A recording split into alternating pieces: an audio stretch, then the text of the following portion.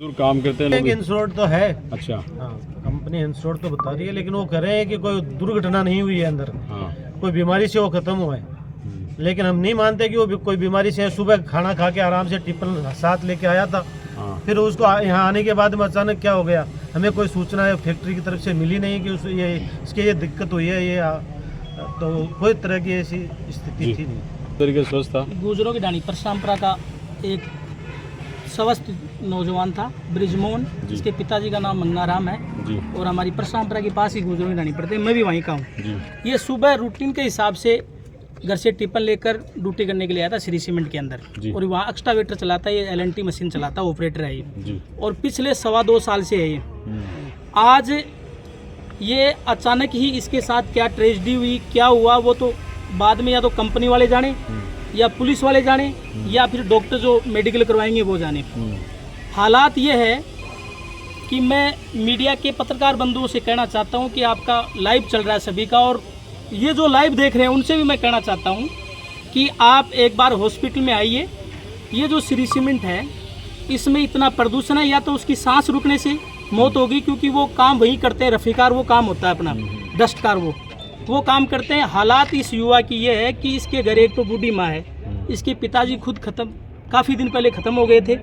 इसके 3 बेटी हैं, एक छोटा सा 3 साल का बेटा है। इसकी पत्नी बूरी बैरी और गूंगी है, समझ रहे हो। अब हम कंपनी से ये चाहते हैं, उसका भी जिम्मेदारी इसके ऊपर ही है। यहाँ पर गोठड़ा पुलिस आई थी, जो गोठड़ा के SHO वो आए थे, उन्होंने कहा मैं कंपनी से बात कर लूँगा, कोई बात नहीं होगी। बात ये होगी कि इसको क्लेम दिया जाए ज़्यादा से ज़्यादा और ऑन स्पॉट दिया जाए।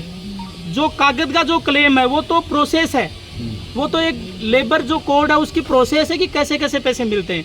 हम ये चाहते हैं कि कंपनी का यहाँ आदमी आए, वरना हमारी रणनीति ये है कि हम 2 घंटे कंपनी का इंतजार कर रहे हैं यहाँ पर कंपनी के अधिकारियों का। फिर हम हज़ारों की तादाद में श्री सीमेंट के जो गेट है वहाँ जाके बैठेंगे हम। और हमारी एक मांग और है, हम गए थे अंदर जो यहाँ के जो जो डॉक्टर साहब है उनके पास, और हमने ये कहा था उनको कि हमारे को डेड बॉडी चाहिए।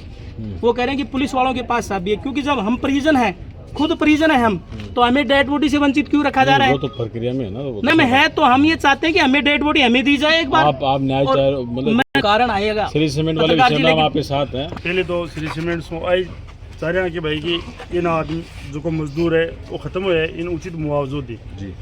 तो प्लांट है, एक मैं प्लांट को बोलो है और आम आदमी को परिजना को बोलो है। नहीं, मैं कल सुबह श्री सीमेंट के सामने बढ़िया धरना प्रदर्शन करूँगा। अभी गेट को ताव लगाऊंगा, श्री सीमेंट के छट्टी को दूध याद दिलवा दूँगा कि एक किसान मजदूर गरीब को बेटो ख़त्म हुआ है।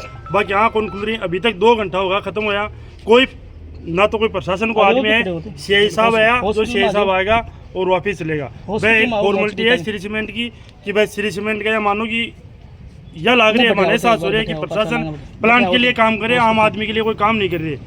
ना कोई तहसीलदार जी है, ना कोई HDO साहब है।